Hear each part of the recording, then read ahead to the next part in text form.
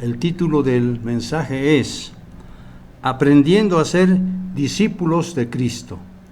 Aprendiendo a ser discípulos de Cristo. Este mensaje tiene dos partes. La primera parte la damos en este sábado y la segunda parte la daremos el próximo sábado.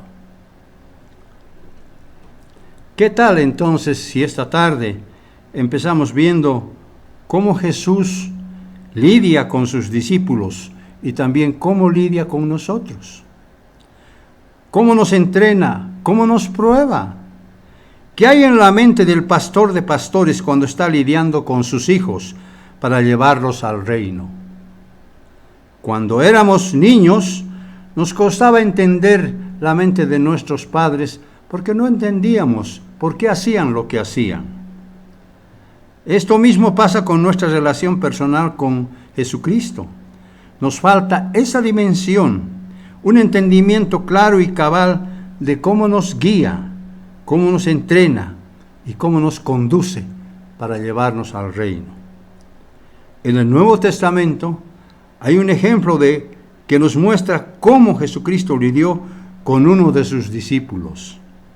Él lo hizo día tras día, jornada tras jornada, aunque la Biblia no cuenta con todos los detalles de la vida diaria de Jesucristo. Sin embargo, contamos con la esencia exacta de lo que precisamente nosotros queremos saber. Vamos a descubrir un mundo vasto en nuestra vida cristiana, al saber cómo Jesucristo lidió con sus discípulos, y también eso mismo ocurre con nosotros. La lección es muy alentadora y extraordinaria. Empecemos el relato cuando Jesucristo se encontraba en Cafarnaúm. Mateo capítulo 8, estamos ahí en el Nuevo Testamento. Mateo capítulo 8, versículo 14. Mateo capítulo 8, versículo 14. Vino pues Jesús a casa de Pedro y vio a la suegra que estaba postrada en cama con fiebre. Vemos que Simón Pedro tenía una casa y una suegra, es decir, que esto nos indica que él era casado. Lucas capítulo 5, versículo 3. Lucas capítulo 5, versículo 3, dice: entrando en una de aquellas barcas, la cual era de Simón, le rogó que la apartase de tierra un poco, y sentándose enseñaba desde la barca a la multitud. Pedro también tenía una barca pesquera, porque era un pescador. ¿Qué clase de educación tuvo Pedro? ¿Cómo podemos saberlo? Hechos, capítulo 4, Hechos, capítulo 4, ¿sí? Versículo 13, nos dice lo siguiente. Ahí nos da la respuesta. ¿Y qué clase de educación tuvo Pedro?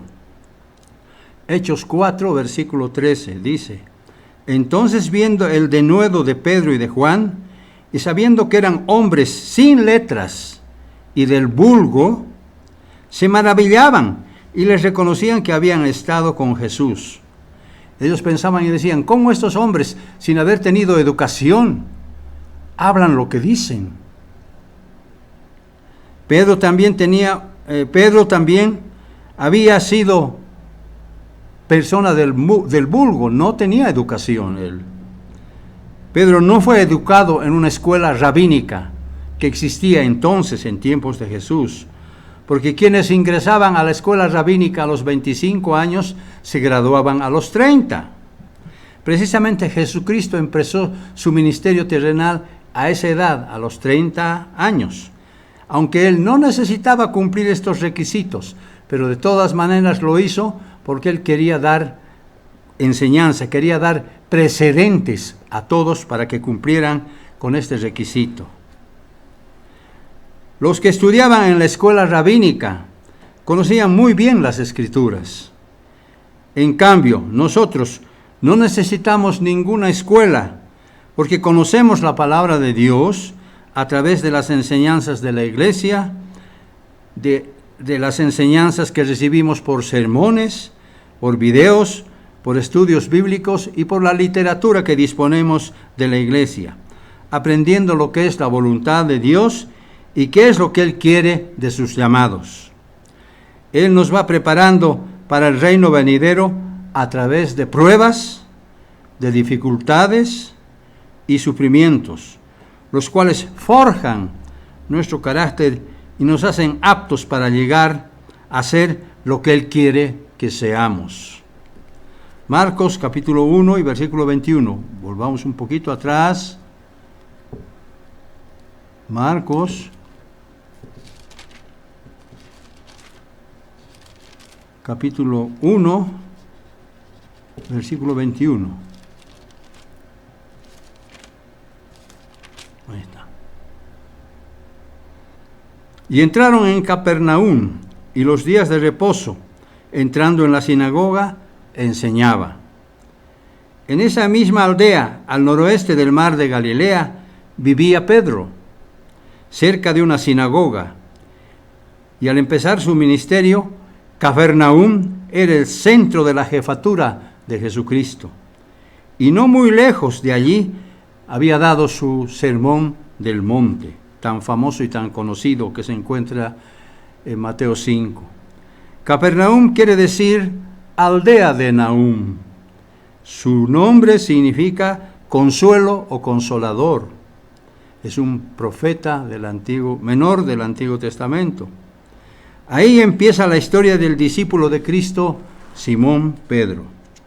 Probablemente los sábados Pedro ingresaba a la sinagoga y aprendía acerca de Dios de acuerdo a las enseñanzas del Antiguo Testamento.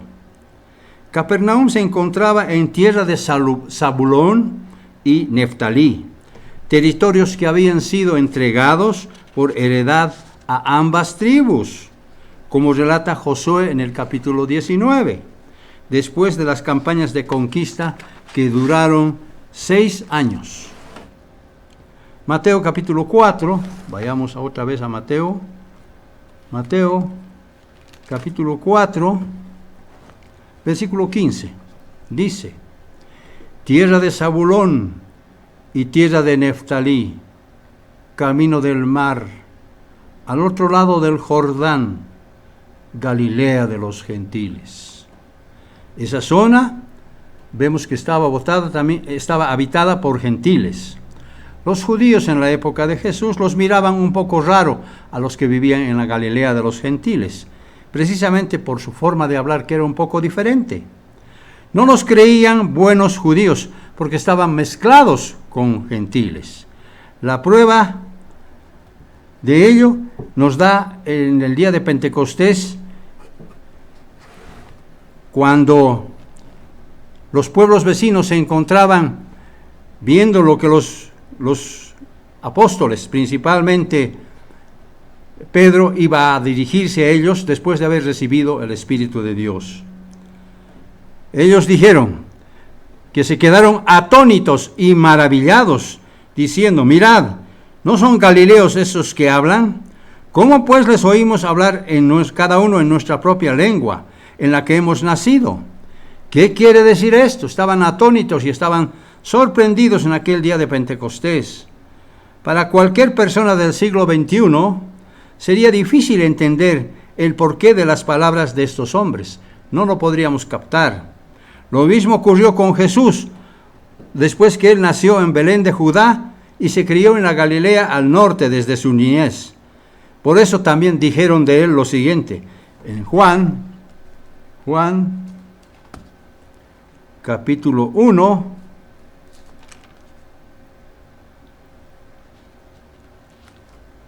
Juan capítulo 1 y versículo 35 al 38.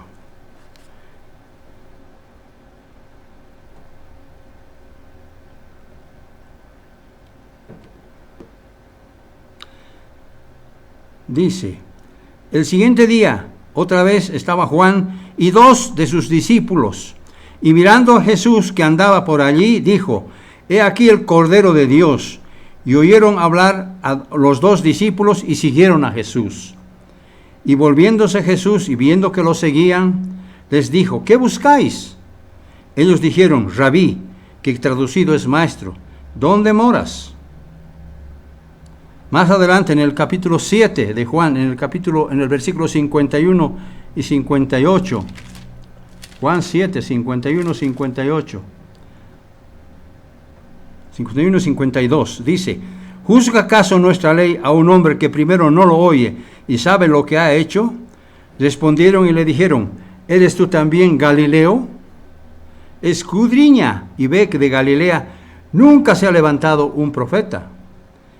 Esto es muy increíble, pues, porque ellos no sabían a quién estaban rechazando, porque pensaban que Jesús era Galileo. Los judíos sabían que los rabinos tenían un lugar donde enseñaban, pero Jesucristo se va a diferenciar de cualquier rabino de su época porque caminaba por todas partes y no tenía un lugar fijo como los rabinos. Versículo 39 de Juan 1. Les dijo: venid y ved. Fueron y vieron dónde moraba y se quedaron con él en aquel día.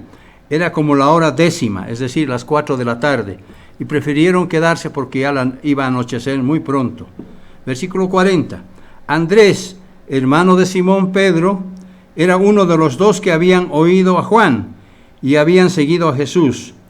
Este halló primero a su hermano Simón y le dijo: hemos hallado al Mesías, que traducido es el Cristo.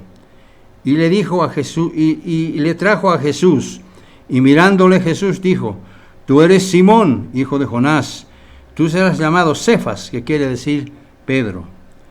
Muchos de nosotros también hemos llegado a la iglesia de esa manera o de una manera muy parecida, cuando de pronto nos chocamos con la verdad, sin haberla buscado previamente. Andrés y Pedro ya habían estado con Juan Bautista. Este es el primer contacto que muestra que ambos iban a ser los primeros discípulos de Cristo. ¿Qué hacían Andrés y Pedro con Juan el Bautista? Les llamaba la atención por su forma de predicar, porque Juan el Bautista estaba vestido a la manera extraña, al estilo de los profetas del Antiguo Testamento. Vivía en el desierto y comía langostas con miel. La esencia de predicar con fuerza y preparar el camino los cautivó totalmente.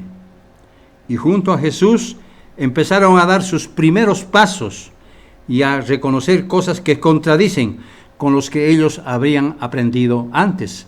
Porque ahora Jesús les va a enseñar nuevas cosas, pero ellos habían sido instruidos solamente con cosas que se encontraban en el Antiguo Testamento. Eso mismo ocurre a veces con nosotros, cuando llegamos de diferentes partes y de diferentes grupos religiosos, donde se nos enseñó algo diferente acerca de Dios. Y al venir a la iglesia nos encontramos con algo distinto de lo que habíamos escuchado antes. ¿Y qué hizo Jesús con esos hombres?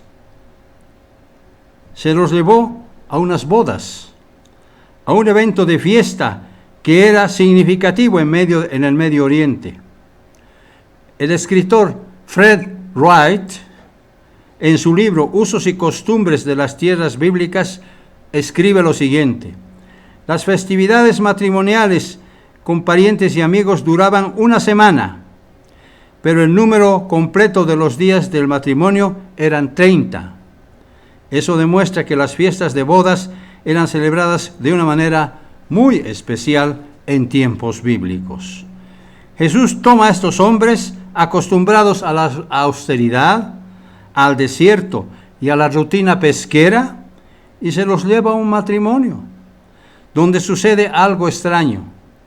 Jesús realiza su primer milagro convirtiendo agua en vino en cantidad. En una fiesta que iba a durar tanto tiempo, se necesitaba todo ese vino. Cuando uno se encuentra con la verdad de Dios, comienza a tener ciertos contrastes entre lo que uno creía y lo que en realidad es. Jesús simplemente los lleva a una sesión de entrenamiento, de prueba. Eso mismo ocurre con nosotros con la fiesta de tabernáculos cuando asistimos por primera vez. Nos parecía todo tan extraño que muchas veces quedábamos impactados porque esperábamos que al encontrarnos con la verdad todo iba a ser diferente. Y ahora vemos que en la iglesia se toma vino y hasta se baila durante la fiesta. Esto nosotros no lo esperábamos. Eso mismo ocurrió también, en cierto sentido, con los apóstoles. Pregunto, ¿qué creíamos y qué decidimos creer desde entonces, cuando vimos todas estas cosas, cuando vimos este tipo de enseñanza? ¿Lo tomamos o lo dejamos? ¿Continuamos o nos vamos? Juan, capítulo 2.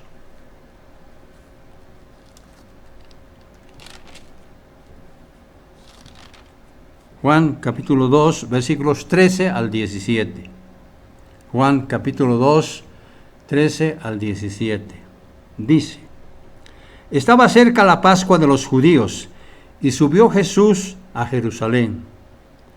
Y halló en el templo a los que vendían bueyes, ovejas y palomas, y a los cambistas allí sentados. Y haciendo un azote de cuerdas, echó fuera del templo a todos, y las ovejas y a los bueyes, y esparció las monedas de los cambistas y volcó las mesas. Y dijo a los que vendían palomas, quitad de aquí esto, no hagáis de la casa de mi padre casa de mercado. Entonces se acordaron los discípulos que está escrito, el celo de tu casa me consume. ¿Cuál fue el impacto de los discípulos entonces? ¿Cuál fue el impacto de los discípulos entonces? Primero, siguieron a Jesucristo. Luego, se los llevó a una fiesta de bodas. Y después lo ven volcando mesas con un azote en la mano, echando fuera a los mercaderes. ¿Cómo este hombre que hace cosas tan extrañas puede ser el Mesías? Eso se preguntaban ellos. Al leer las Escrituras uno se va dando cuenta que la verdad no es lo que uno piensa, no es lo que a uno le gusta, no es lo que uno prefiere. Por tanto, debemos preguntarnos, ¿cuál es la verdad, me guste o no? Jesucristo nos va a exponer a este tipo de vida vez tras vez a cada paso. Juan capítulo 4, un poquito más adelante, Juan capítulo 4, versículos 3 al 6. Juan capítulo 4, versículos 3 al 6. Jesús salió de Judea y se fue otra vez a Galilea, y era necesario pasar por Samaria.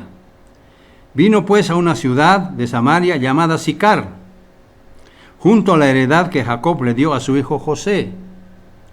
Y estaba allí el pozo de Jacob. Entonces Jesús, cansado de caminar, se sentó allí junto al pozo. Era como la hora sexta, es decir, al mediodía. Él había caminado toda la mañana y se encontraba cansado, y se sentó junto a un pozo. Los samaritanos vivían por allá entonces. Entonces Jesús se acercó y vino a la ciudad de Samaria llamada Sicar. Los samaritanos eran considerados por los judíos como la gente de la peor calaña. Jesús llega al pozo y pide agua a una mujer samaritana que vino a sacar agua. Todos conocemos esta historia. El versículo 27 dice, en esto vinieron sus discípulos y se maravillaron de que hablaba con una mujer. Sin embargo, ninguno dijo, ¿qué preguntas o qué hablas con ella? Estaban sorprendidos de ver a su maestro hablando con una mujer. La mujer samaritana había tenido 5 maridos. Recordemos que era prohibido a un rabino hablar con una mujer, mucho menos siendo samaritana, y que aún haya tenido 5 maridos en el lugar más público de entonces, el pozo, donde todos sacaban agua y había mucha gente. Los discípulos quedaron sorprendidos e impactados porque esto estaba en contra de todo lo que habían aprendido antes. ¿Cuál era lo que habrían aprendido? Que los rabinos no hablaban con mujeres. Sin embargo, aquí lo vemos a Jesús hablando con mujeres. Jesucristo no vivía de acuerdo a los códigos judíos ni griegos. Él, como el Hijo de Dios, tenía una forma distinta de pensar y de enfocar las cosas. Jesús de esa manera los va entrenando a sus discípulos gradualmente a través del ejemplo, de instrucciones, de lecciones, de milagros y de pruebas. Él los sometió gradualmente de una prueba a otra, tomando todo el tiempo necesario. Jesús no los obligó a ser sus discípulos, como a nosotros tampoco nos obliga a permanecer en la iglesia. Jesucristo dice que hacer discípulos toma tiempo. Él se toma tiempo con nosotros y nos instruye poco a poco, como un maestro alfarero que nos va moldeando con mucho cuidado para que podamos llegar a nuestro destino final.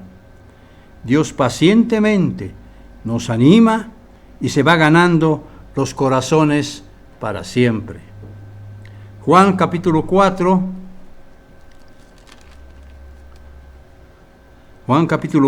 versículo 43. 2 días después salió de allí y fue a Galilea. Versículo 46. Vino pues Jesús otra vez a Caná de Galilea, donde había convertido el agua en vino. Jesús vuelve a Cafarnaúm y él ya conocía a Andrés y Pedro. Mateo, vayamos a Mateo ahora, capítulo 4. Mateo capítulo 4,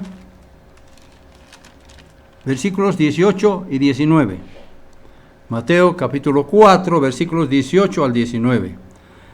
Andando Jesús junto al mar de Galilea, vio a los 2 hermanos Simón, llamado Pedro, y Andrés su hermano, que echaban la red en el mar, porque ya sabemos que eran pescadores. Y él les dijo: venid en pos de mí, y os haré pescadores de hombres. Ahora no solamente se encuentra, sino que les da una instrucción: venid en pos de mí, y os haré pescadores de hombres. Ahora ellos tienen que decidir si le siguen o no, tal como ocurre con nosotros hoy. La decisión está en nuestra mente. A veces transcurre un tiempo antes del llamado definitivo y de pronto Jesús le da una orden a Pedro. Lucas capítulo 5, un poquito aquí y otro poquito allá, sabemos. Lucas capítulo 5, versículos 4 y 5. Cuando terminó de hablar, dijo Jesús a Simón: boga mar adentro y echad vuestras redes para pescar. Respondió Simón y le dijo: Maestro, toda la noche hemos estado trabajando y nada hemos encontrado, nada hemos pescado, mas en tu palabra echaré la red. Entonces pescaron una gran cantidad de peces, de tal manera que la red se rompía. Y pidieron ayuda a sus compañeros que estaban en la otra barca, y estando ambas llenas, parecían que se hundían. Pedro estaba pasando por otra prueba. Jesús se estaba metiendo en su vida. Su experiencia y capacidad como pescador se interponía entre él y Jesucristo. Ahora él tenía que decidir si seguía siendo pescador o seguía a Jesucristo para pescar hombres. Así es como también obra con nosotros. No importa lo que seamos ni la profesión que tengamos, Él también nos da instrucciones que muchas veces podemos cuestionar. Y al final, ¿obedecemos o no? Todos pasamos por lo mismo después del llamado. Dios se interpone entre lo que sabemos hacer y lo nuevo que debemos hacer. Tenemos que decidir entonces si obedecemos o no. Versículo 8. Viendo esto, Simón Pedro cayó de rodillas ante Jesús, diciendo: apártate de mí, Señor, porque soy un hombre pecador. Entonces Jesús le dijo: no temas, porque desde ahora serás pescador de hombres. Pedro tenía que tomar su decisión. Lo que el carpintero de Nazaret le está diciendo a Pedro es que los hombres no se pescan como los peces. Yo te voy a enseñar una nueva manera de pescar, porque será distinta a lo que hasta ahora hiciste. No necesitarás red para capturar hombres. Pedro estaba pasando por otra prueba que iba a transformar su vida y lo iba a lanzar al futuro. Marcos capítulo 3. Marcos capítulo 3.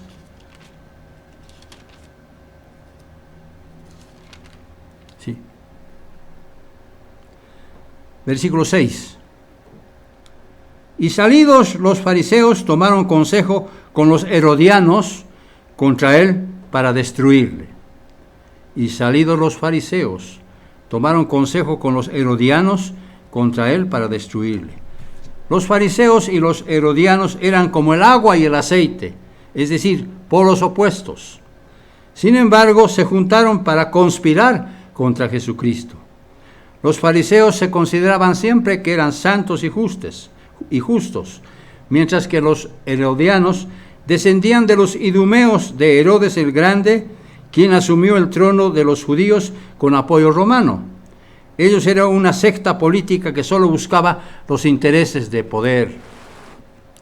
Eso era vital para los discípulos, porque después ellos iban a vivir también en un mundo tenebroso, tal como ocurre con nosotros ahora, viviendo en este mundo turbulento, cada vez más turbulento. Las Escrituras mencionan al mundo de las tinieblas y los discípulos tenían que familiarizarse con eso. Ese es el camino que debe recorrer todo aquel que quiera hacerse discípulo de Cristo. El camino no es fácil, es difícil. Más tarde, cuando Jesús empezó a hablarle de la Pascua, habló de comer su carne y de beber su sangre. Es decir, que Jesús estaba cambiando los símbolos del antiguo pacto por nuevos símbolos, estableciendo de esa manera el nuevo pacto. Jesús estaba hablando en otros términos, bajo otras condiciones. Juan capítulo 6.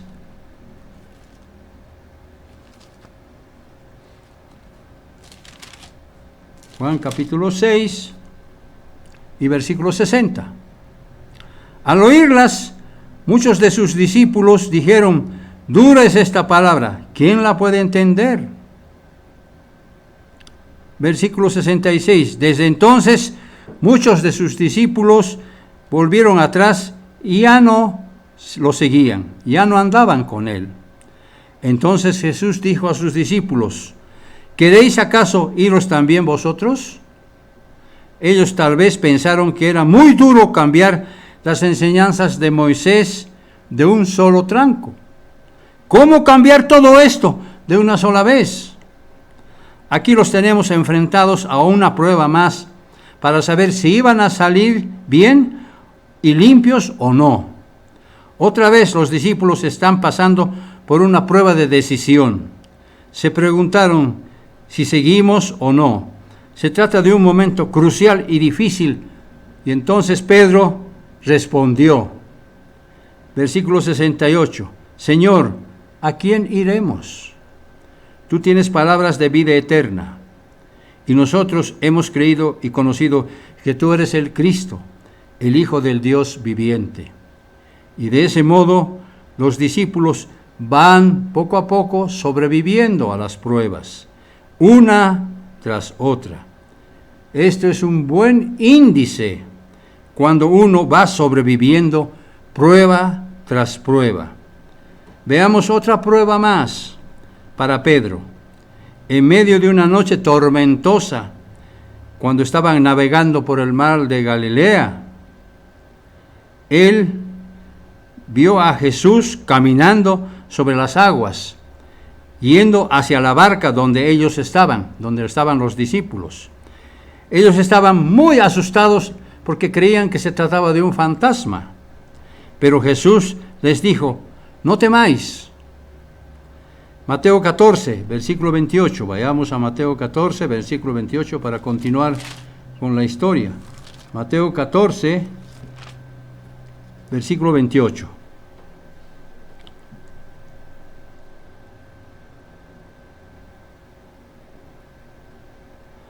Entonces le respondió Pedro y dijo: Señor, si eres tú, manda que yo vaya a ti sobre las aguas. Entonces Jesús le dijo: ven. Y Pedro descendió de la barca y empezó a caminar sobre las aguas. Y debido al fuerte viento, comenzó a hundirse. Y Pedro gritó diciendo: Señor, Señor, sálvame. Y al momento Jesús le tomó de la mano y le dijo: hombre de poca fe, ¿por qué dudaste? Esto nos muestra falta de fe en Pedro. Sin embargo, el arranque de Pedro fue muy importante porque tomó coraje y decidió bajarse de la barca para caminar sobre las aguas. Y eso nos revela mucho acerca de Pedro también. Jesucristo estaba trabajando sobre varios aspectos de la naturaleza carnal de Pedro, porque pese a su falta de fe, tuvo coraje de lanzarse. Tener tal determinación de ir al Maestro es algo que todos debemos aprender. A veces cuando alguien decide seguir a Jesucristo, ni siquiera da el primer paso. Mateo, capítulo 16. Mateo, capítulo 16, un poquito más adelante, versículos 13 al 17. Mateo, capítulo 16, versículos 13 al 17, dice: al llegar Jesús a la región de Cesarea de Filipo, preguntó a sus discípulos diciendo: ¿quién dicen los hombres que es el Hijo del Hombre? Ellos dijeron: unos, Juan el Bautista, otros, Elías, y otros, Jeremías o alguno de los profetas.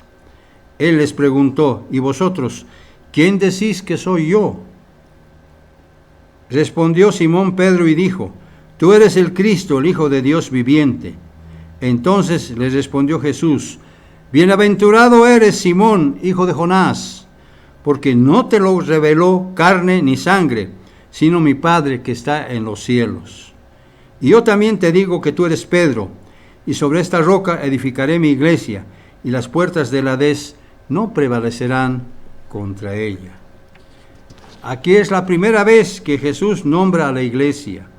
Ahora ellos tienen que ganarse la iglesia. Jesucristo les va revelando poco a poco, va lidiando en la medida que Él sabe qué es lo que hay dentro de nosotros, dentro del ser humano. Debemos aprender a valorar seriamente estas enseñanzas que se encuentran en la Biblia. Y después que Jesús les dijo que iban a padecer en Jerusalén para ser muerto y resucitar al tercer día, entonces Pedro reaccionó de esta manera en el versículo 22. Pedro le dijo, tomándole aparte, comenzó a convenirle diciendo: Señor, ten compasión de ti, que de ninguna manera que esto te acontezca. Pero él, volviéndose, dijo a Pedro: quítate delante de mí, Satanás, me eres tropiezo, porque no pones la mira en las cosas de Dios, sino en las que son de los hombres. Entonces Jesús dijo a sus discípulos: si alguno quiere venir en pos de mí, niéguese a sí mismo y tome su cruz y sígame. Ahora ya Jesús, después de haberlos pasado por muchas pruebas, ya les dice algo que ellos tenían que tomar una decisión final. Niéguese alguno y véngase en pos de mí y tome su cruz y sígame. Tal vez Pedro actuó con buenas intenciones, pero sin saberlo estaba bloqueando el plan de Dios. A veces a nosotros nos pasa lo mismo, porque pensamos que lo que hacemos y decimos es bueno, cuando la cosa es al revés. Cuando uno empieza a trabajar al revés, comienza a bloquear al espíritu. Es como si le dijéramos: acepta mi voluntad, en lugar de decir: hágase tu voluntad. Uno tiene que aprender a negarse a sí mismo, llevando su cruz cada día para continuar la carrera. Pese a conocer varias enseñanzas de su maestro, Pedro continuaba todavía siendo impulsivo y tenaz, porque sus defectos eran bastante obvios. Él se mostraba inestable, impulsivo y hasta inseguro. Desde esa perspectiva, él podía ser todo, menos una pequeña piedra que le había dicho Jesucristo un poco antes. No era nada confiable como un líder cristiano debe ser. ¿Quién podría imaginarse que siendo Pedro Simón tan testarudo, tenaz y descarado y presuntuoso, se iba a convertir después en un modelo de un humilde siervo, con un noble corazón de pastor? ¿Quién podría pensar eso en esos momentos? No debemos olvidar que lo que para los hombres es imposible, para Dios no lo es. Algo similar también ha ocurrido con cada uno de los que fuimos llamados a heredar su santo reino. Nosotros también debemos aprender de las enseñanzas que tuvieron los discípulos, quienes fueron probados vez tras vez, jornada tras jornada. Ellos pensaban y decían, ¿cómo puede ser que siendo este hombre el Mesías haga cosas tan extrañas, que diga que haya que comer su carne y beber su sangre? No entendían, no comprendieron. Necesitaban el Espíritu de Dios para darse cuenta lo que Jesús estaba tratando de establecer. ¿Y cuál es el propósito de este mensaje? La lección que debemos aprender consiste en seguir a Dios a través de Jesucristo, rindiéndonos en total obediencia a sus mandamientos y a sus leyes.